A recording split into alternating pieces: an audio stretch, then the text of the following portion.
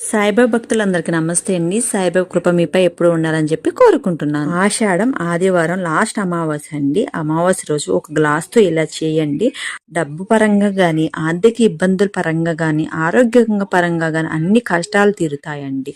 ఈ అమావాస్య అద్భుతమైన రోజు. మీ కోరికలు వెంటనే తీరుతాయి. ఇలాంటి అమావాస్య మళ్ళీ రాదండి.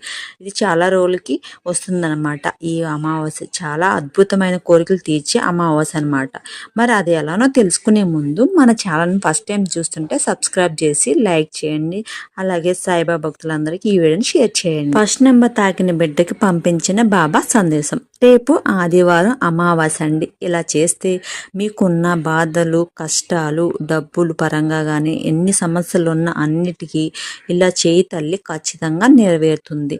ఏం చేస్తావంటే సాయంత్రం నాకు పూజ చేయి 6 నుంచి 9 లోపు ఇది మాత్రం సాయంత్రమే చేయాలి తల్లి. సాయంత్రమే ఆదివారం అమావాస్య రోజు నాకు సాయంత్రం పూజ చేయి. ఆ తర్వాత పూజ చేసిన తర్వాత ఒక గ్లాస్ తీసుకుని, ఏం గ్లాస్ అంటే గ్లాస్ మాత్రమే తీసుకోవాలి. గాజు గ్లాస్ తీసుకుని దాని నిండా వాటర్ తీసుకున్న తర్వాత దానిలో చామంతి పువ్వు వేయాలి. తర్వాత ఒక నిమ్మకాయ ఉంటుంది కదా, ఒక నిమ్మకాయ వేయాలి. తర్వాత 2 యాలకులు వేయాలి. వేసిన తర్వాత 2 రూపీస్ కాయిన్ ఉంటుంది కదా, బాబాకి ఎంతో ఇష్టమైన 2 రూపీస్ కాయిన్ వేయాలి. ఇవి వేసిన తర్వాత బాబా ముందు పెట్టి నీ కోరిక ఏం తీరాలో చెప్పుకోవాలి.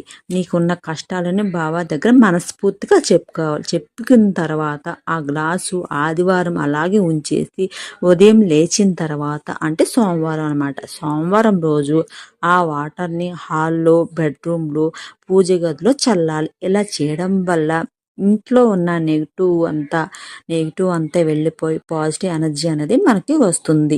మిగిలిన వాటర్ ఉంటాయి కదా, అవి పూల కుండీలో వేస్తే సరిపోతుంది. ఇలా చేయడం వల్ల నీకున్న ఎటువంటి సమస్య అయినా ఖచ్చితంగా తీరుతుంది తల్లి. నన్ను నమ్మి నేను చెప్పినట్టు చేయి తల్లి. అర్థమైంది అనుకుంటా. 2వ నెంబర్ తాకిన బాబా పంపించిన సందేశం. ఏం చేయాలంటే ఒక రాగి చెంబు తీసుకుని వాటర్లో కొంచెం గుప్పుడు కల్లుప్పు వేసి ఆ చెంబుని ఈశాన్య మూల పెట్టమ్మ తల్లి. తర్వాత ఒక గ్లాసు కానీ స్టీల్ గ్లాసు కానీ తీసుకున్న తర్వాత ఆ గ్లాసులో వాటర్ తీసుకొని ఒక గులాబీ పువ్వు వేసి, అలాగే 2 యాలకులు వేయాలి. అలాగే 2 రూపీస్ కాయిన్ వేసి, గంధం ఉంటుంది కదా, గంధం పొడి కూడా వేయాలి. వేసి అదంతా మిక్స్ చేయాలి. మిక్స్ చేసిన తర్వాత దాంట్లో జవాది పౌడర్ ఉంటుంది, అది కూడా వేయాలి. అది వేయడం వల్ల మనకి పాజిటివ్ ఎనర్జీ అనేది వస్తుంది. ఆ స్మెల్ మనకి ఎంతో శుభకరంగా ఉంటుందన్నమాట.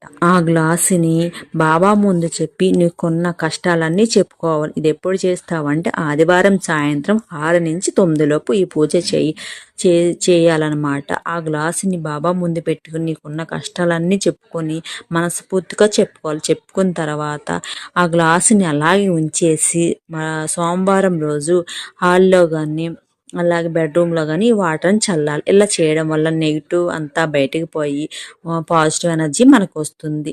ఇలా చేసి చూడు తల్లి, నీకున్న సమస్య అంతా తీరిపోతుంది. బాబాని నమ్ముతావు కదా, బాబాని నమ్మకంతో నమ్మి ఇలా నమ్మకంతో చేయి తల్లి. నీకు అన్నిటికీ బాబానే ఉన్నాడు. ఓం సాయిరం.